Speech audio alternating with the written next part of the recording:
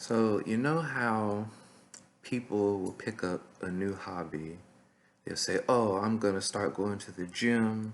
I'm going to work out, or I'm going to change my diet. I'm going to eat healthy. I'm going to start losing weight, or I'm going to pick up a new activity and I'm going to go to book club and just New Year's resolutions and all that." And then we do them for about 3 days, a week, 2 weeks. We don't do it. We do it. We start, and then all of a sudden, we miss one, and then we say, "Oh, we'll double up next time," and then we miss next time, and we just keep pushing things back, and then eventually we've just stopped doing them, and we never do them again.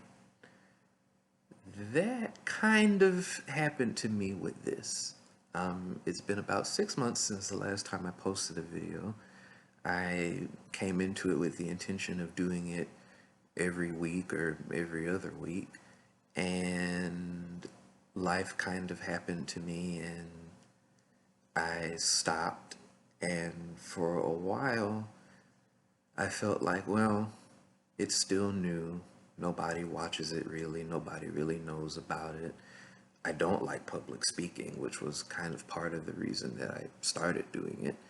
And I felt like I could just delete the whole channel and nobody would ever know about it and I could just go on with my life. But on the other hand, I felt like I resolved to do something.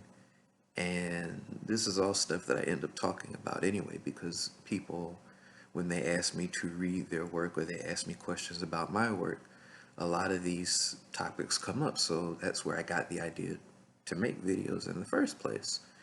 So that whole doing something that I wanted to do versus sort of kind of struggling with the will to do it, that was kind of an issue that I was having with myself when I decided, hey, you said you were going to do it, you need to go do it. So I feel like today I should talk about conflict because we all have plenty. Now, the I will talk about the basics of it later because, in literature class in high school, they talk about the 7 types of conflict, and if you look up conflict on Google, that's pretty much going to pop up. So I'm going to cover that because I have to cover everything. I wouldn't be a good teacher if I didn't. But the first thing I want to talk about for conflict is basically kind of something that I don't see covered as much.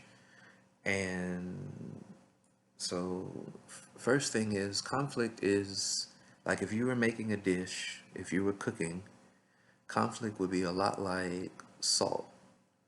It is very necessary, and I mean, obviously, if you can't have salt or sodium or whatever, you learn to eat without it. But most people that I know that have cut salt out of their diet, they really wish that they could have it. And so conflict is a lot like that. If you don't have any, then your story will be sort of bland. And also at the same time, you can't have too much because then it just ruins the whole thing. So I'm going to give you 3 examples of conflict so that way you can see kind of what I'm talking about here. So in this first story, let's say you have won the lottery.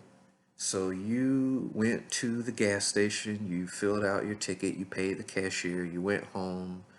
I don't know, when I was younger, they called the lottery numbers on the news. I don't know how they do it now. But so your numbers get picked on the 6 or 7 o'clock news. You go, you collect the money, you come back home, you give money to your parents, you move into a bigger house, you buy a better car, all your bills are paid up for the next couple years, you go on vacation to all the places you wanted to go, you do all the things you wanted to do. You have kids, they go to private school, they go to college because it's all paid for, you invested some money, it's going well.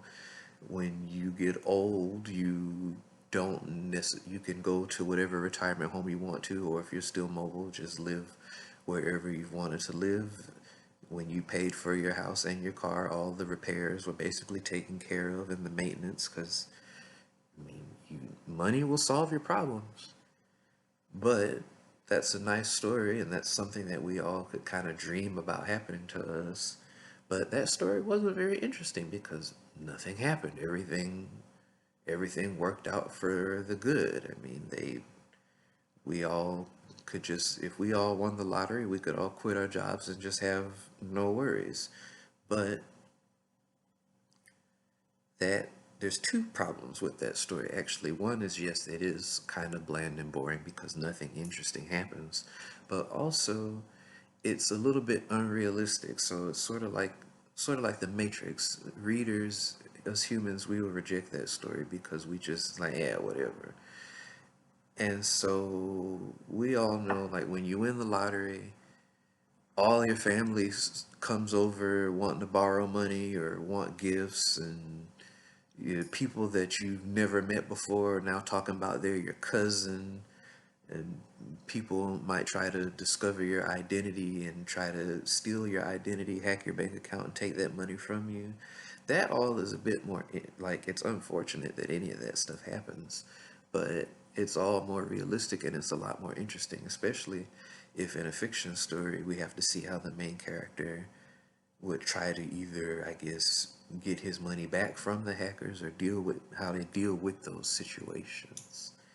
Now, the second story I'm going to tell you about this person that I used to know, that I used to work with, and he only worked maybe 2 or 3 days a week. He wasn't there that often, and when he was there, he was basically ready to go as soon as he got there. Now that's realistic because, I mean, if you don't really need to work or like where you work, then as soon as you get there, you're ready to go. And we were in college, and he had a newer Mustang at the time that his parents had paid for as his graduation gift from high school.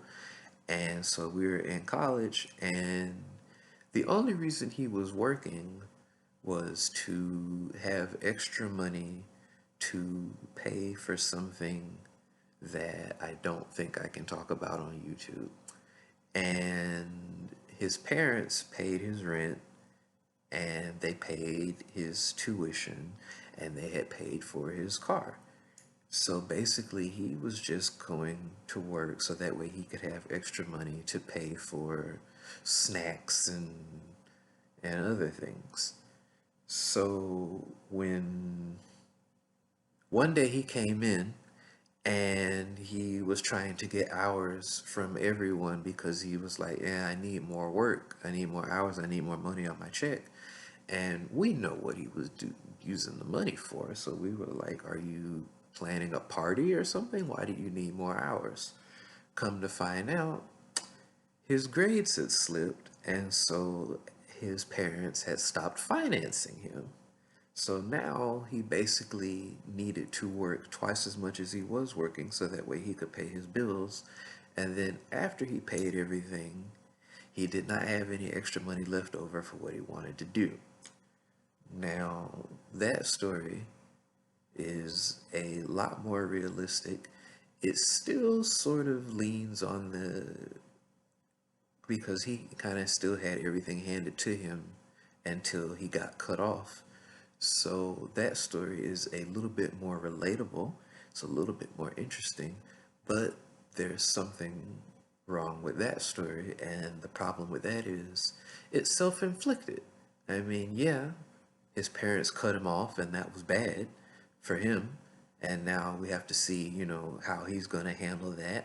But at the same time, he did it to himself.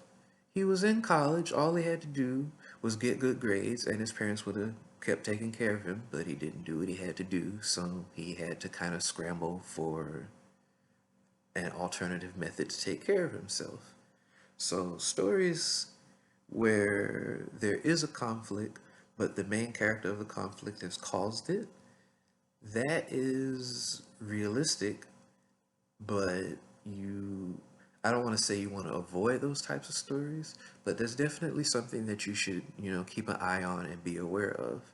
If your character has inflicted his problem on himself, that is fine, but then if they are constantly, I guess, complaining about it, or it's the way they deal with it.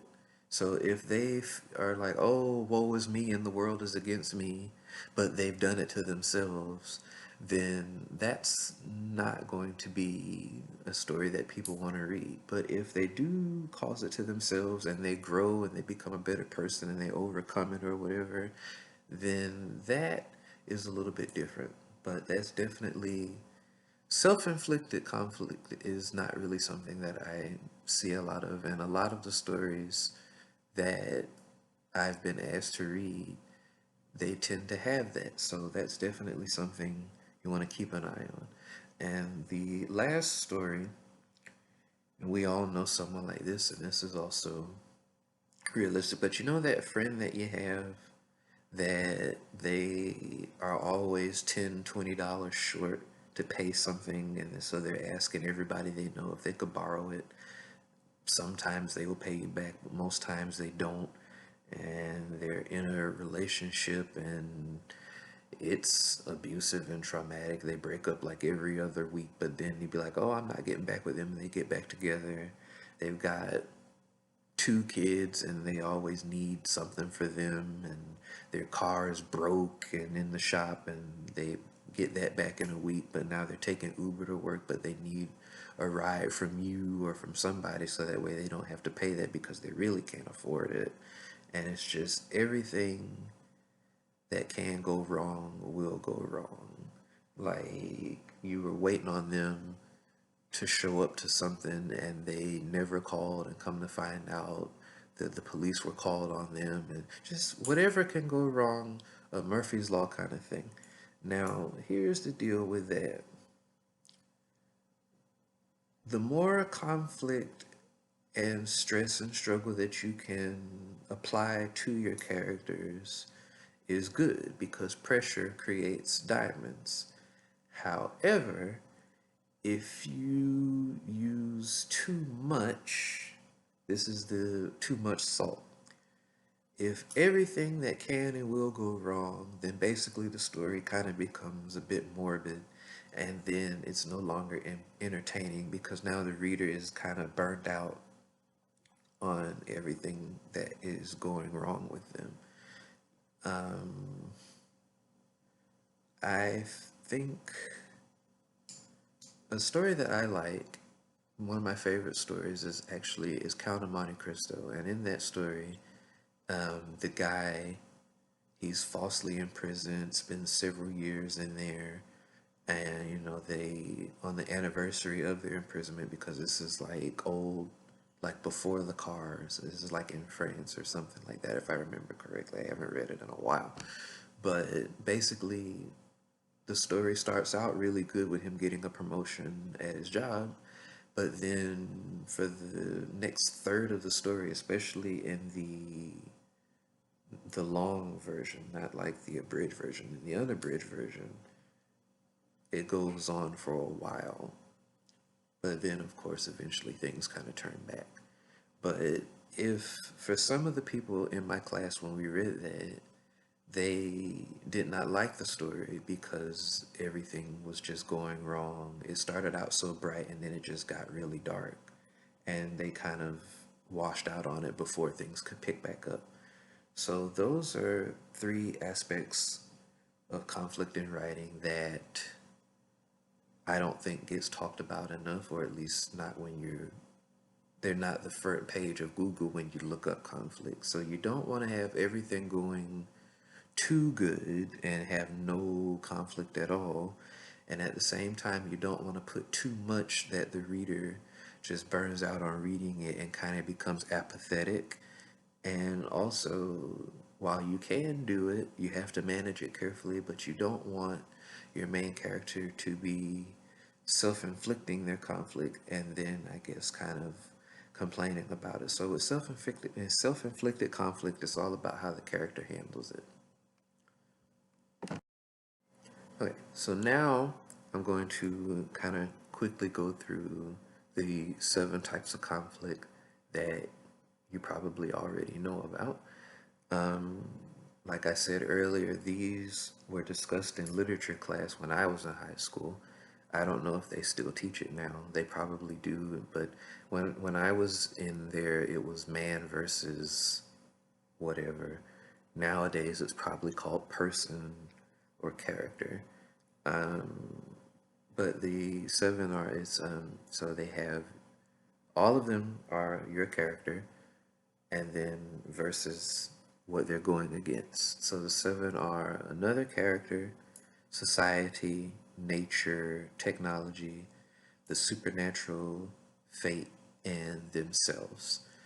And the 4, man, society, nature, and technology, those are versus another character that is the most basic one because it's, good versus evil, this person versus that person, the Harry versus Voldemort, Luke versus Vader, The Rock versus Stone Cold Steve Austin. Like one group, one person versus a person with opposing wants. Society is a little bit grander scale. Society is when those are kind of like dystopian stories where you're facing off against a government or a religion or the whole neighborhood. Basically, society is not when you're facing 2 characters or 3 or 4, but when you're facing like just a whole group that have something in common, the world at large usually. And then nature and technology are somewhat 2 sides of the same, well, 2 sides of a coin. Nature is when you are dealing with animals, the wilderness, weather, natural disasters. So there's this one story that we read. It was called Hatchet. This kid,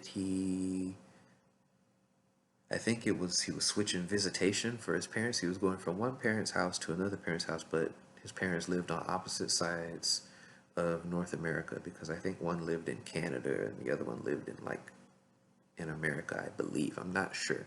But either way, they chartered a private flight to get him from basically the East Coast to the West Coast. And there was a malfunction that caused the plane to crash.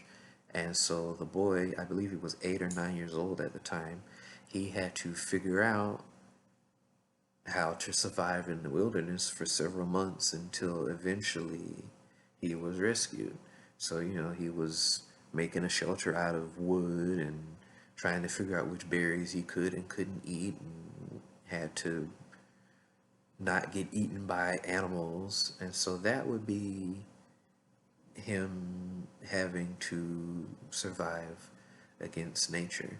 But nature stories are not just stories where you are living out in the trees and going camping. Um, Natural disaster stories also count as nature. So if you say you live on a farm and there's a drought, and so now your crop's not coming in, and now everyone's trying to figure out, how do we keep the farm or what do we do about the crop?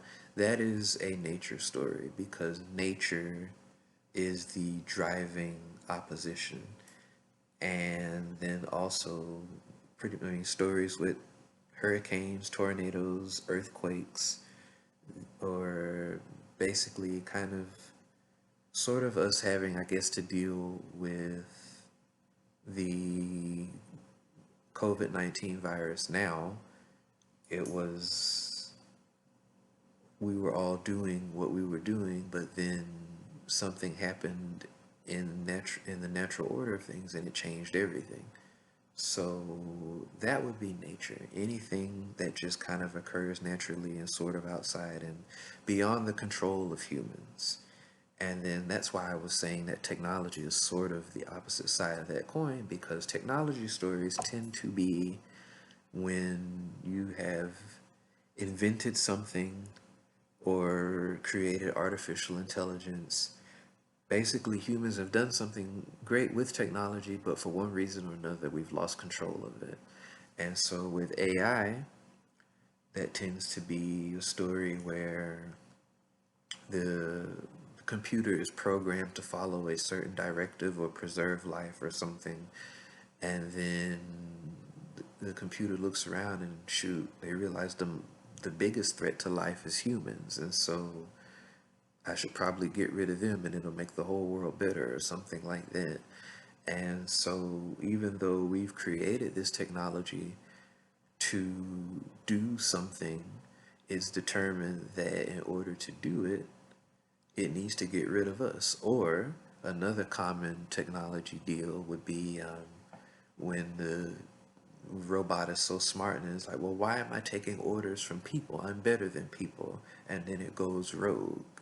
So any invention or technology that we just lose control over for whatever reason, it can be because it became sentient and decided to branch off on its own, but it also could just be sort of a malfunction. And the other two are supernatural and fate. Now, supernatural stories, vampires, werewolves, sorcerers, magicians, witches, wizards, basically anything that kind of involves magic and other realms, otherworldly stuff, basically all falls into the realm of supernatural. So if you are a character going off the face against an evil magic overlord or whatever, that would be considered character versus another character, but it's also supernatural element, which is kind of why I'm listing supernatural and fate kind of like in second tier, because the man society nature technology deal is kind of top level. Supernatural and fate are equally as important, but they sort of stack. And then the other one is fate.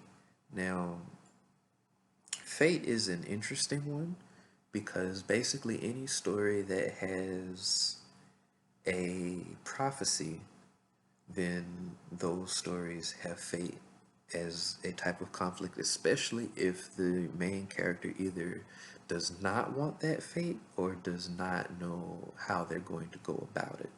So if you have a story with the chosen one and they're all on board to do it, then that's not so much of a conflict. But when the main character is just like against doing it, then that is fate as a conflict. And most stories in Greek mythology had some element of fate to them because the fates were like an actual thing. Like they had the gods and goddesses, but then they also frequently consulted with oracles and the fates themselves. So basically, every story that took place in mythology had some kind of destiny or fate to it.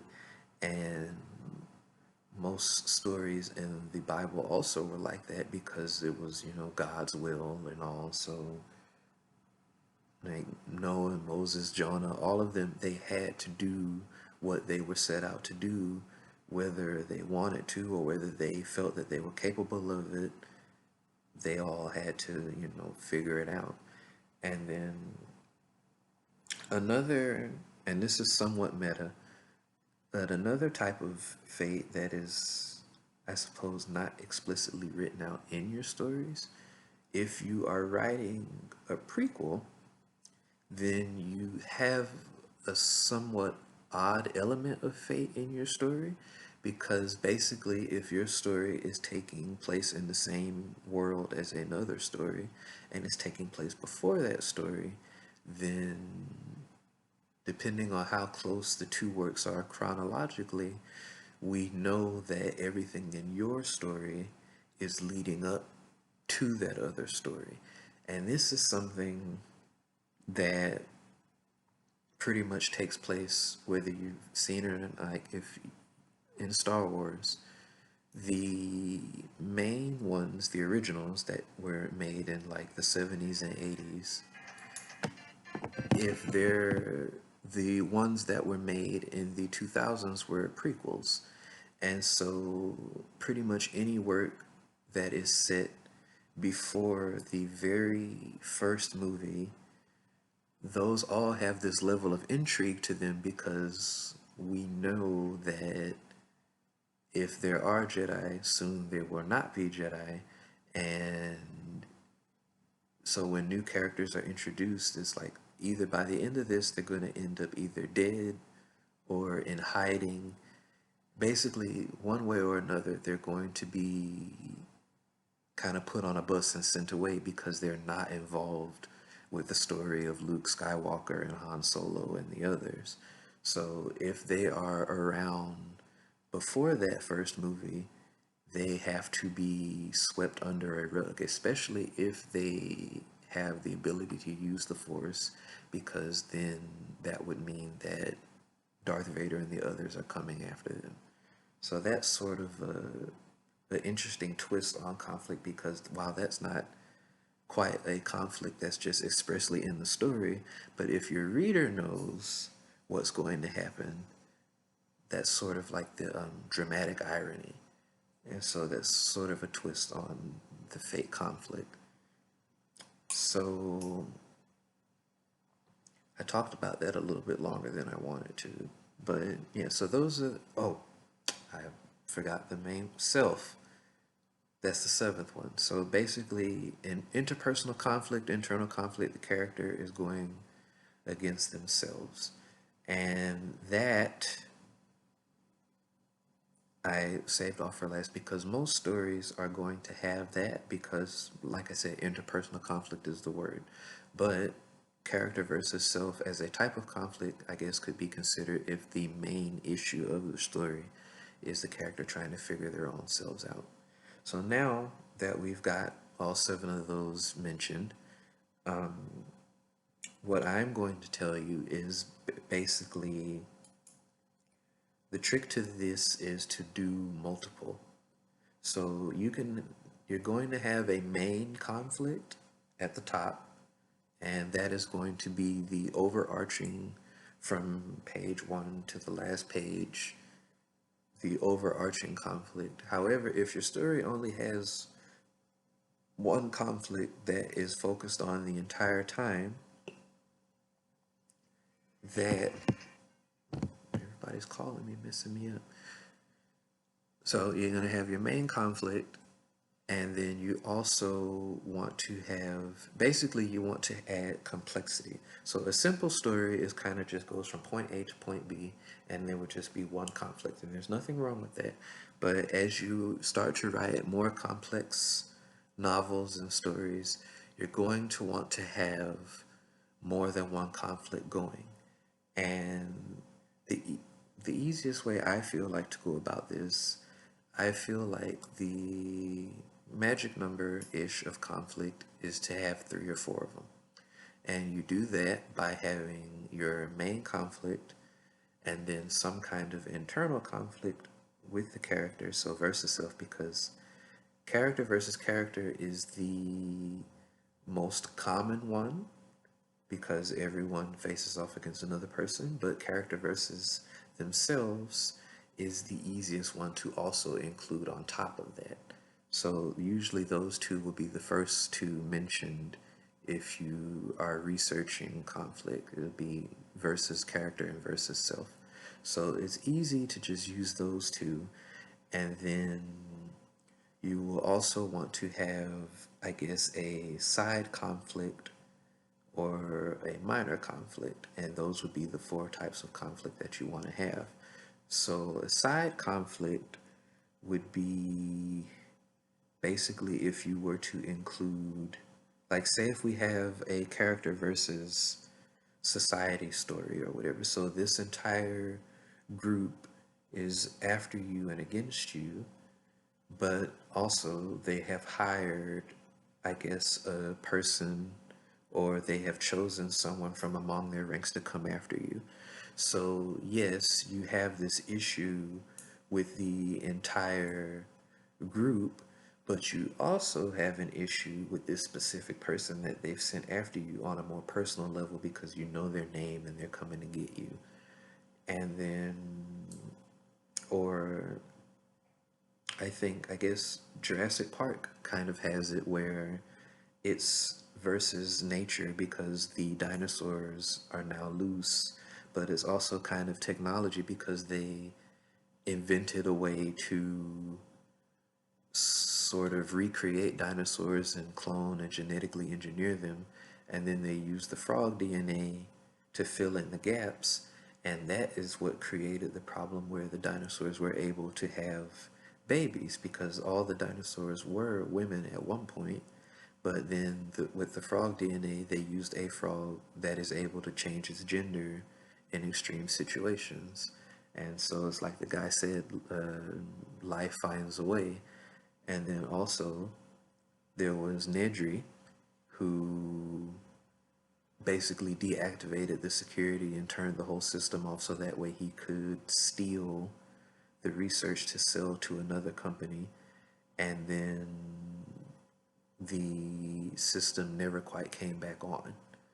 So you have this conflict where you have a defector, you have another company that wants the research, you have nature because there was a hurricane that kind of is why everyone who was working on the island left. And then you've got the dinosaurs roaming wild, and then you've got this technology that they built, and it was buggy to begin with, but now it's shut off. So really, it had layers of all four of the common types of conflict. So that is why I say you want to have your main conflict, your internal conflict. Side conflict is, I consider, kind of like how if you're doing two or more types of conflict with your main character, but then you also would want to do possibly a minor conflict where, say, your secondary character, like, or your main character's best friend or sidekick or partner or whatever, like your du deuteragonist, I think I pronounced that right.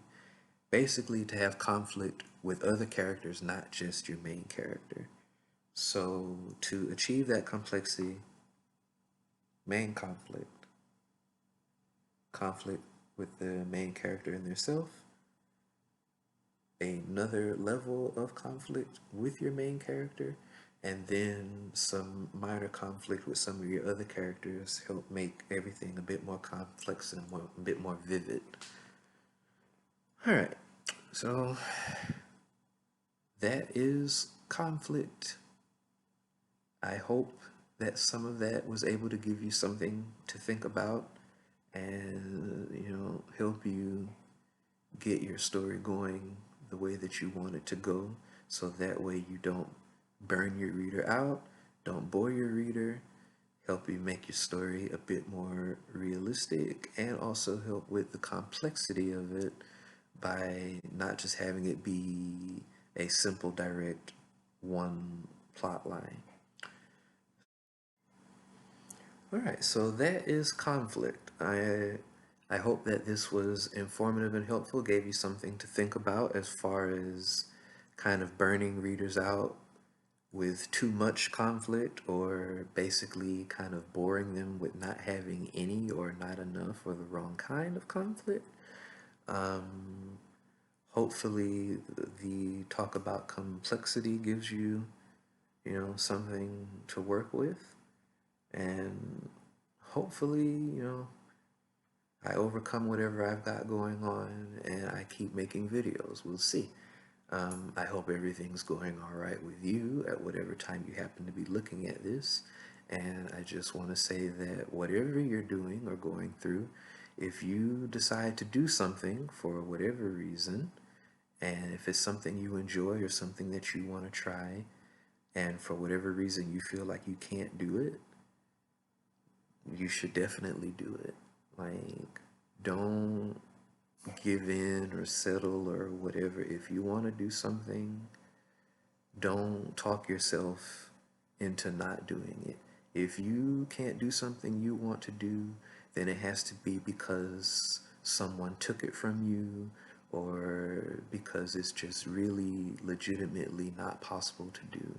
But don't not do something, don't get in your own way, basically. And I don't know, I felt like saying that. So yeah. Yeah.